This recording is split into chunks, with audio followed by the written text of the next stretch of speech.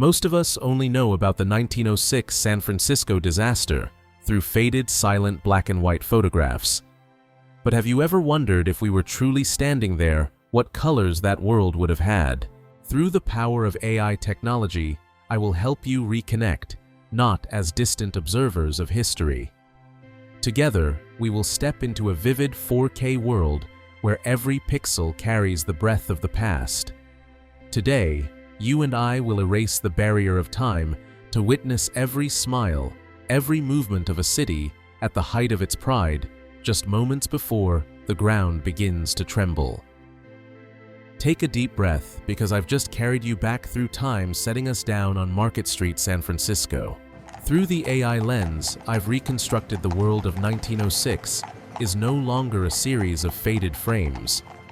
My watch reads exactly 5:11 a.m., April 18th.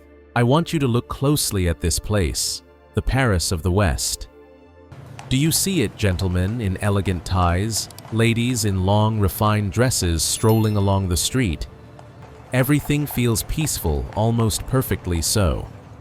But I have to tell you a harsh truth. Those people have no idea that in just 60 seconds the ground beneath their feet will shatter. Brace yourself, because I'm about to show you the moment this city turns into hell, right now. Phase 1. The Pearl of the Pacific. Just before the critical moment, I want you to take in this scene. This is not just a city, it is the pride of an entire generation. San Francisco in 1906 appears before us like a radiant jewel on the edge of the Pacific, a metropolis built from ambition and the gold coins of its age. Walk with me along these grand boulevards. Notice the solid brick and granite buildings, especially the Palace Hotel, once a global symbol of unmatched luxury.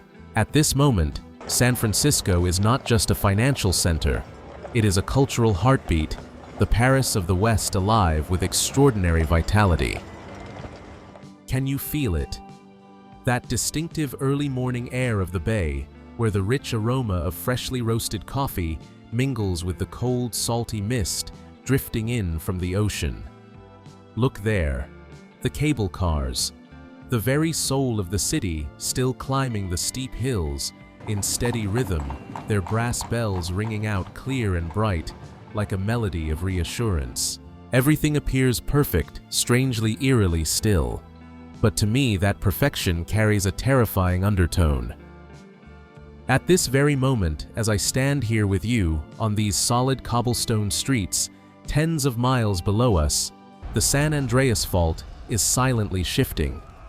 A monster that has slept for centuries is beginning its first breaths. A great city is about to be erased, and we are the last to see it whole. Phase 2. 48 seconds of horror. The seismic shock. Everything seems far too perfect to last forever. I want you to steady yourself, because in this instant time feels frozen, while reality itself is beginning to fracture. 5:12 a.m. The San Andreas Fault has officially awakened. Do you see it? The ground we just praised for its solidity is now rippling like the surface of the sea in a violent storm. This is a sight no old documentary footage could ever fully capture. I stand here watching the red brick buildings, once the city's proud symbols of strength, begin to twist and collapse like castles made of sand. Hear the thunder of earth and stone. It isn't merely the noise of buildings collapsing, it's the sound of an entire era being torn apart. I watch helpless residents burst from their beds in sheer terror, yet the ground itself denies them any escape. I never wished for you to see this moment. The granite structure of the Palace Hotel, beginning to crack red bricks cascading from towering buildings like a rain of fire pulverizing everything below. A mere 48 seconds of shaking. Just that long, yet it feels as though an entire millennium has passed. As clouds of dust begin to blot out the sunlight, a terrifying silence settles in after the convulsion. The San Francisco I once knew is now nothing more than a tomb of limestone and gray ash. The earthquake was only the opening act. As gas lines were torn apart beneath our feet, another nightmare far more blazing was beginning to take shape. Phase 3. The Inferno. The day. The city turned to ash. The earthquake was only the first cut, but this fire was the true death sentence for San Francisco.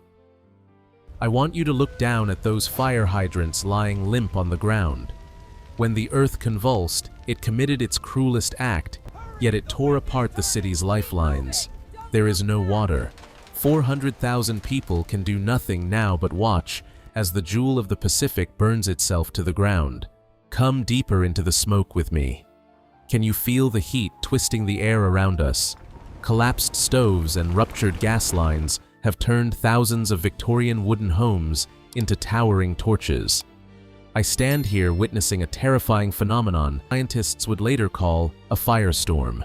The flames burn so fiercely that they create their own winds, sucking in all the oxygen and dragging everything into the blazing core. Now listen to this roar. It is no longer the sound of earth and stone collapsing, but the scream of metal and masonry as they begin to melt. Look over there at the magnificent Palace Hotel I showed you earlier. The luxurious rooms, the costly silk curtains we admired at dawn, are now being swallowed by towering flames, rising tens of meters into the air. And over there are the firefighters carrying out an act of pure desperation. With no water to fight the flames, they are forced to use explosives to level entire blocks, hoping to create fire breaks. But the wind shifts, and I can see utter helplessness on their faces, as each blast only seems to feed the inferno, making the fire rage even more fiercely. For the next 3 days and nights, we will not see the sun.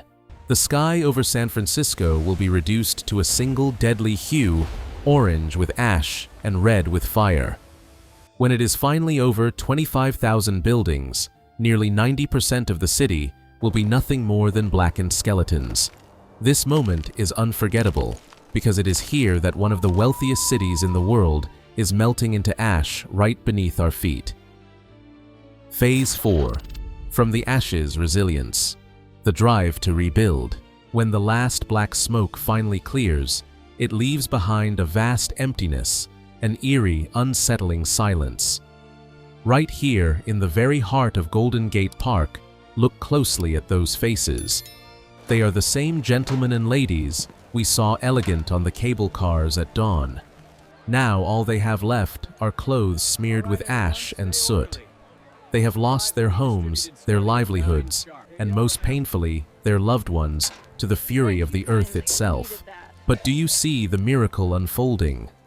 Amid this vast devastation, there is no room for surrender. You and I are witnessing a force quieter yet more powerful than any earthquake compassion and an unbreakable human will.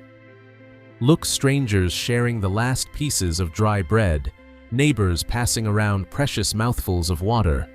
And listen closely, the sound of hammers striking saws, cutting echoing from every direction, the first signals of a city beginning to rise again. In a remarkably short span of time from these gray ashes, I will show you a completely new San Francisco rising to its feet. Watch this monumental transformation unfold. The fire-prone wooden structures of the past are being replaced by massive steel frames and reinforced concrete. This is not merely about rebuilding homes, it is about establishing pioneering earthquake-resistant building standards, laying the foundation for modern architectural engineering across the world. This city did not die. It is simply enduring a painful yet necessary transformation to become immortal. The San Francisco I show you now stands as an eternal symbol of the human spirit, a true phoenix shedding the ashes of yesterday to rise higher, brighter, and more resilient than ever before. I have taken you from the peak of splendor through the moments when the ground itself betrayed all trust and into the sight of an entire city melting away in a storm of fire. I want you to look once more at San Francisco as it stands today, brilliant, modern, and full of life. Yet beneath this gleaming surface, the scars of 1906 are still there, not to recall the pain, but to honor resilience. The buildings you see now are not made of concrete and steel alone. They are built from hope itself and from the unyielding spirit of people who once lost everything. I led you back through time, not so that we would fear nature, but as a reminder that no matter how deep the darkness falls or how completely the ground breaks apart, we can always rise again, brighter and stronger, from our own ashes. The world out there continues to move on, and San Francisco still stands an immortal declaration that what is built from the human spirit can never be brought down. My journey through the layers of history is far from over. If you don't want to miss the next fateful voyages, subscribe to the channel and join me as we uncover more of the world's untold secrets. Thank you for accompanying me. Goodbye, and I'll see you again on the next journey.